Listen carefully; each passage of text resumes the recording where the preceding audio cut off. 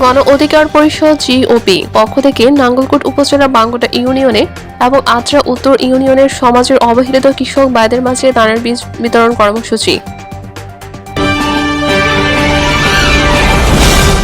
আপনারা দেখছেন IR TV news Bangla. নাঙ্গলকোটে আত্রা উত্তর ইউনিয়নে 150 জন কৃষককে দান উপহার দেন গণ অধিকার পরিষদ জিওপি। কুমিল্লা নাঙ্গলকোটে আত্রা উত্তর ইউনিয়নের মেয়রগড় সরকারি প্রাথমিক বিদ্যালয় মাঠে শনিবার সকাল 11টায় উপজেলা ছাত্র অধিকার পরিষদের সদস্য মোহাম্মদ ফরশির পরিচালনায় দানের বীজ বিতরণ অনুষ্ঠান আয়োজন করা হয়। এ সময় প্রধান অতিথি হিসেবে উপস্থিত ছিলেন কুমিল্লা জেলা গণ অধিকার পরিষদের সদস্য সচিব মোহাম্মদ গিয়াসউদ্দিন। বিশেষ অতিথি হিসেবে উপস্থিত ছিলেন কুমিল্লা জেলা ছাত্র অধিকার পরিষদের সহসভাপতি এস.এন. রাসেল। আর উপস্থিত ছিলেন নূর আলম আকাশ ও কুমিল্লা দক্ষিণ জেলা যুব অধিকার পরিষদের সহসভাপতি জাফর মজুমদার, কুমিল্লা জেলা ছাত্র অধিকার পরিষদের যুগ্ম সাধারণ সম্পাদক আলামিন।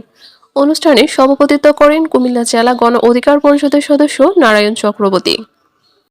উক্ত অনুষ্ঠানে গণ অধিকার পরিষদের নেতাকর্মীরা গরিব মানুষের পাশে সবসময় থাকবে বলে প্রতিশ্রুতি দিয়েছেন।